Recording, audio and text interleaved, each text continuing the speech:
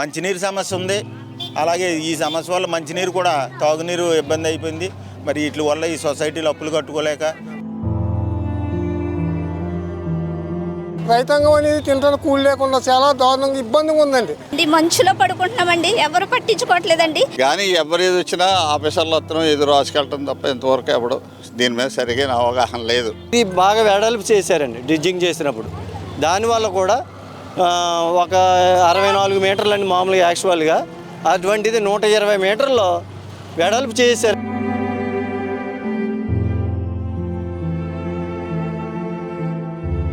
అంటే సుమారు 2000 ఎకరాలు అంటే 2 లక్షల కొబ్బరి చెట్లు ఈ విధంగా ఉప్పు నీరు తోటలోకి ఎక్కిపోవడం వల్ల పూర్తిగా సర్వనాశనం అయిపోయినాయండి. నేను ఇప్పటికిప్పుడు ఈ కొబ్బరి చెట్లను కొత్త చెట్లుగా చేసి మీకు నిధులు వరుసలో కురిపించలేను.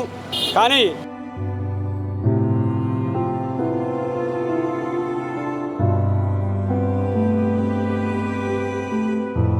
నా పేరు దొడ్డ నాగబాబు అండి. మాది చందలమూరు గ్రామం.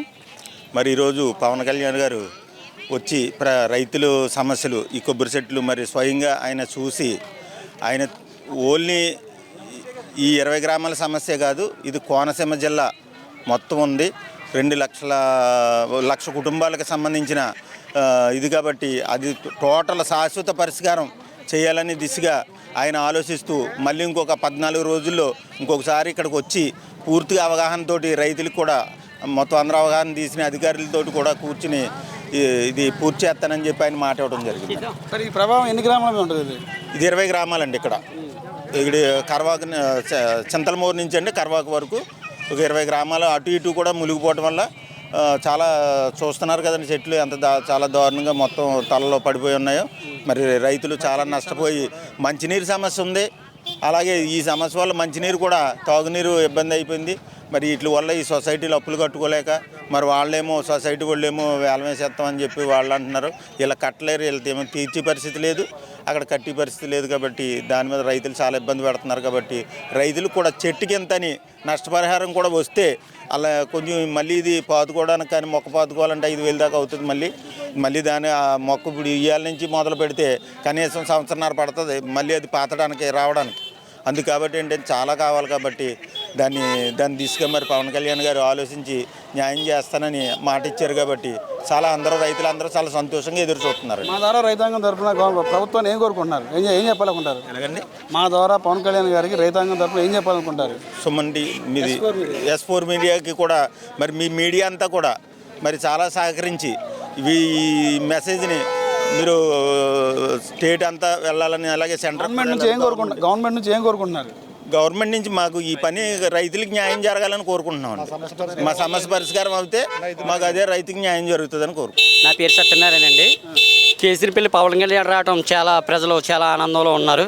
ఏంటంటే మేము ఎక్కడికి వెళ్ళి చూడవలసి వచ్చింది. పవన్ కళ్యాణ్ రావడం వల్ల ఈ చెట్లు కొబ్బరి తోటలు చాలామంది నష్టపోయారు. దానికి ఏడుగొట్టు కోసం ఏదో పరిష్కారం కోసం వచ్చారు. అందుకని మనం ఈ పవన్ కళ్యాణ్ రావడం కేసరిపల్లి ప్రజలు చాలా ఆనందం చేస్తున్నారు. ఈ సమస్య ఏంటి? రైతాంగం ఎదుర్కొన్న సమస్య ఏంటి? సమస్య అదే ప్రజలు ఇబ్బంది పడుతున్నారు ఇక్కడ కేసరిపల్లి ప్రజలు. దానికి ఏమైనా నష్టపరిహారం పవన్ కళ్యాణ్ ద్వారా ఏమైనా కోరుకుంటూ సెలవు తీసుకుంటాం. నా పేరు శంకర్ రంగనాథరావు అండి. డ్రైనేజీ ఎన్ని మీటర్లు అని అడిగారండి ఆయన. 50 మీటర్లు అన్నారు, 60 మీటర్లు అన్నారు, 30 మీటర్లు అన్నారు. జనం ఆదుకున్నది ఈ పక్కన 50 మీటర్లు, ఆ పక్కన 50 మీటర్లు ఉందండి అసలు మినహా. దానికోసం ఎవరు అడగట్లేదండి. ఎవరిని ఆదుకున్నారు అంటున్నారు. ఆదుకున్న భూములు ఎక్కువ ఉన్నాయండి. ఇప్పుడు ఏటుకొట్టి వేయాలండి, ఎక్కడి నుంచో మట్టి తేవక్కర్లేదండి. అసలు మినహా మట్టి కొట్టి ఏటుకొట్టి వేయించండి. ఆయనేమో మళ్ళీ డిసెంబర్ 14 వస్తున్నారండి. వచ్చి ప్రజలందరికీ మంచి చేస్తే చాలా మంచిదండి. రైతాంగం అనేది తింటాను కూలి లేకుండా చాలా దారుణంగా ఇబ్బందిగా ఉందండి. ఇదివరకు కొబ్బరి తోటలు అంటే చెట్టు 2,000, 3,000 కొనేవారండి ఫస్ట్లోని. దాన్ని 40,000, 7,000, 50,000 దాకా ఒక్కొక్క చెట్టు కొన్నారండి. ఎకరానికి 60 చెట్లు ఉండేయండి. చెట్టు పక్కన చెట్టు 150 చెట్లు ఎకరానికి వేసి పెంచేసారండి. అటువంటి చెట్లు 40,000, 50,000 ఉంటుంది ఒక్కొక్క చెట్టును. అటువంటి చెట్లు ఇప్పుడు 10 రూపాయలు కొనడానికి కొట్టుకుపోమంటే ఎవరు కొట్టుకెళ్ళలేదండి.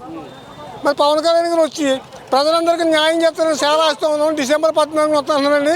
వస్తే చాలా మంచిదండి. చాలా ప్రజలందరూ సుఖపడతారని చాలా ఆశపడుతుంది.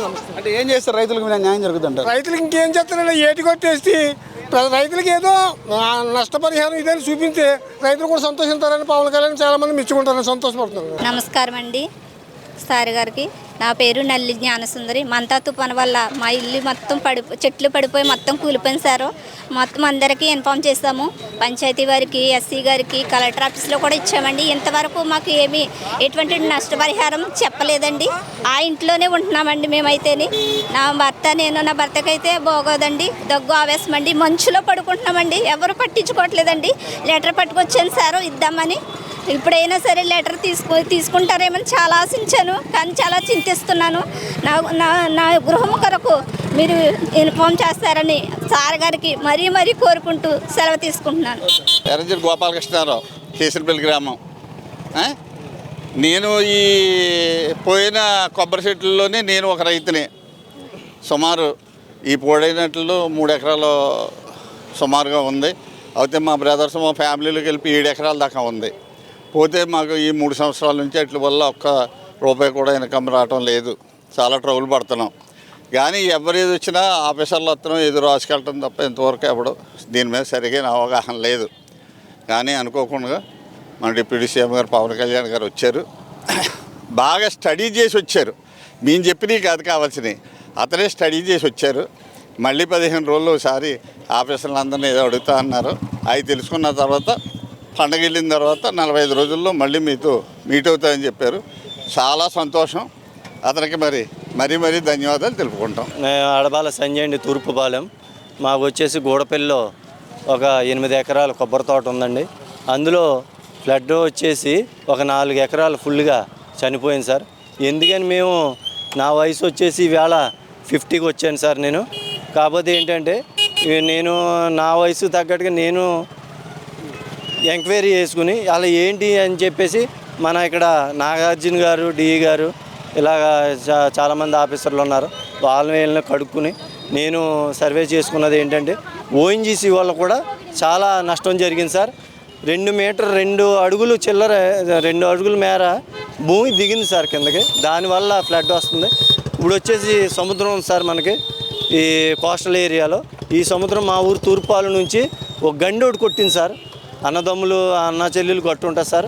అక్కడ నుంచి గండి కొట్టేసి ఈ ఫ్లడ్ అంతా వచ్చేస్తుంది. డ్రిడ్జింగ్ జరిగినప్పుడు కర్వాకులో మొగాని ఉంటుంది సార్, అది చాలా చిన్నగా ఉండేది. ఇది బాగా వెడల్పు చేశారండి డ్రిడ్జింగ్ చేసినప్పుడు. దానివల్ల కూడా ఒక 64 మీటర్లండి మామూలుగా యాక్చువల్గా, అటువంటిది 120 మీటర్లో వెడల్పు చేశారండి సార్. ఎక్కడండి? కర్వాకు మొగలో. దానివల్ల ఫ్లడ్ చాలా ఎక్కువ వస్తుందండి. మెయిన్ కారణం అది సార్. ఇంకోటి ఏంటంటే డ్రిడ్జింగ్ చేస్తున్నప్పుడు అధికారులు మాకు చెప్పాలి సార్, ఏమనండి దీనివల్ల ఫ్లడ్ ఎక్కువ రావచ్చు, వాటర్ స్టోరేజ్ ఉంటుంది, అందుకు మీరు వచ్చిన శాండ్ని గొట్ల కింద పెట్టుకోండి అని చెప్తే మాకు రైతులకి సరిపోండి సార్. మాకెవరికి చెప్పలేదు. ఏదో పొలాల మీద ఖాళీ భూముల్లో కొట్టుకుంటాం. చాలామంది దాన్ని వాడుకున్నారు ఆ ఇసుకనే. వాళ్ళు మాకు గొట్ల కింద వేసుకోండి అంటే ఈవేళ మాకు ఈ పరిస్థితి రాదు సార్. దయ ఉంచి ఇవాళ పవన్ కళ్యాణ్ గారు వచ్చారు, చాలా సంతోషం. మాకన్నా సబ్జెక్ట్ ఆయన దగ్గర క్షుణ్ణంగా పరిశీలించి స్టడీ చేసి వచ్చారు. ఆయన కొన్ని విషయాలు అడిగారు. రైతులుగా మేము కూడా చెప్పలేకపోయాం ఆ విషయాలని. ఆయన దృష్టిలో ఆయనకు ఉన్నాయి. అధికారుల ద్వారా ఆయన కూడా రిపోర్ట్ తీసుకుంటున్నారు.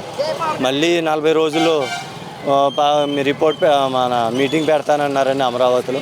ఆ రోజు కూడా వచ్చి మేము కలిసి ఈ విషయాలు ఏం చేస్తే శాశ్వత పరిష్కారం రైతులకు న్యాయం జరుగుతుంటారు. మెయిన్ ఏంటంటే సార్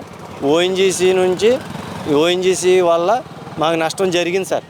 2 అడుగుల మేర భూమి దిగిందండి. దిగటం వల్ల వాటర్ ఫ్లడ్ ఎక్కువ రావటం మొదలైంది. పరిష్కారం ఏంటంటే మనకి గొట్టేయాలి సార్. మెయిన్ ఏటు గొట్టేయాలి సార్. ఏటు గొట్టేస్తే అటు సైడు ఇటు సైడు ఒక 12 కిలోమీటర్లో ఏటు గొట్టేస్తే సార్ రైతులు బాగుపడతారు. అదైనా ఈ వేళ వేస్తే 2 సంవత్సరాలకు కానీ ఇక్కడ సాయిల్ మారదు సార్. ప్రస్తుతం ఇప్పుడు సాల్ట్ ఉంది.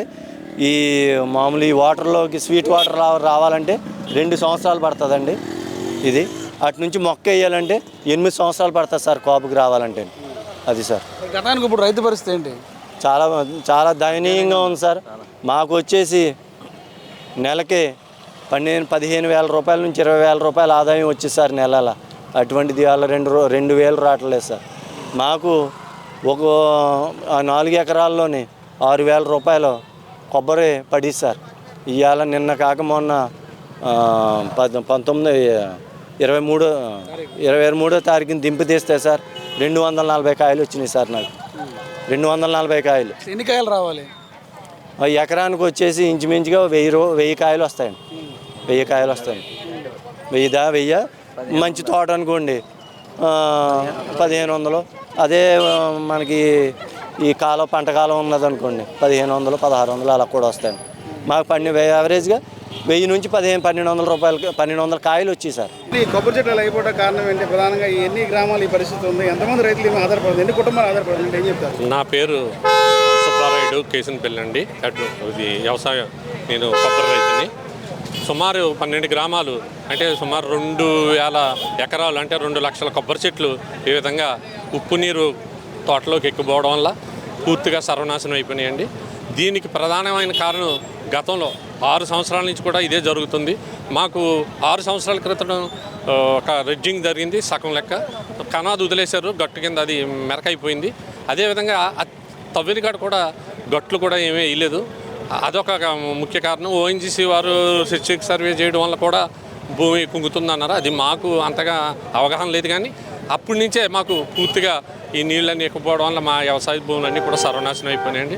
దాని నిమిత్తం మేము అనేక సార్లు అధికారులతో కూడా అవగాహన మేము మొరబెట్టుకున్నాం, కానీ ఎవరో స్పందించలేదు. కానీ ఈ కూటమి ప్రభుత్వం వచ్చాక పవన్ కళ్యాణ్ గారు వస్తే కానీ దీనికి అవదని చెప్పి మేము ఎమ్మెల్యే గారికి పూర్తిగా నిర్ణయించుకోవడం జరిగింది.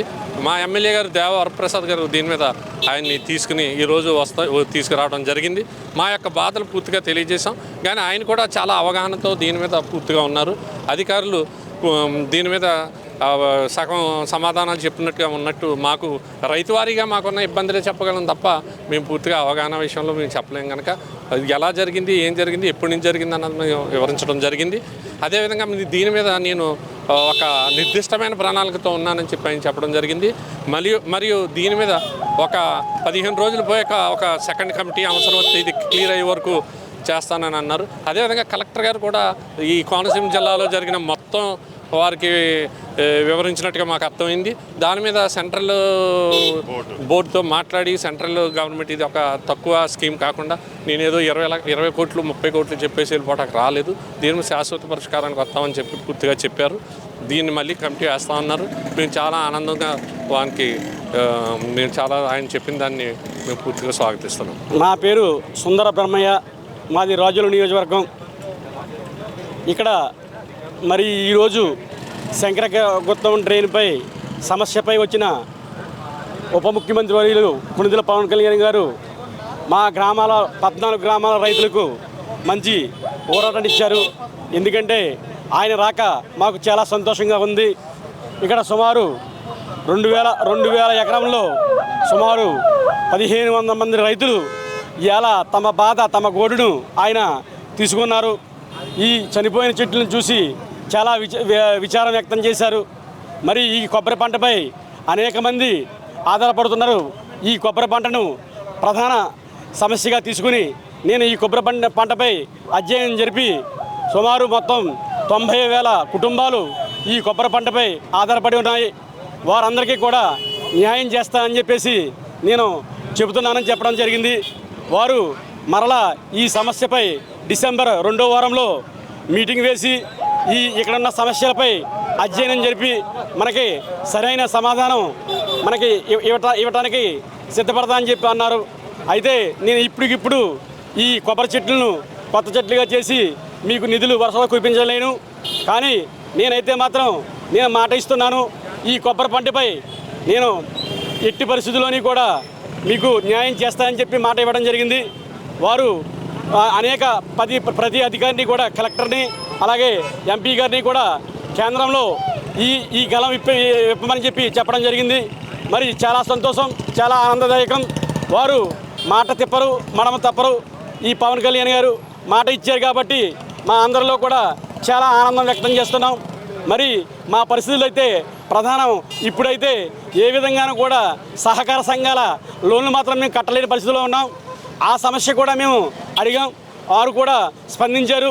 మరి ఈ లోన్లు కూడా ఈ తూర్పోలం, కేసులపల్లి, శంకరగుత్తం, గూడపల్లి గ్రామాల్లో సహకార సంఘాలను అప్పులను రద్దు చేయవలసిందిగా కోరుచున్నాం. ఈ మీడియా పరంగా మేము ఒకటే చెప్తున్నాం. మరి ఈరోజు కొణిదెల పవన్ కళ్యాణ్ గారు 4 నెలలుగా వెయిట్ చేస్తున్నాం. మరి ఈరోజు రావడం జరిగింది. ఆయన రాక మా గ్రామాలలో 13 గ్రామాల రైతులు కూడా చాలా సంతోషం వ్యక్తం చేస్తున్నాం. వారికి శతకోటి వందనాలు తెలుపుతున్నాం. నా పేరు అడబాల రాము అండి.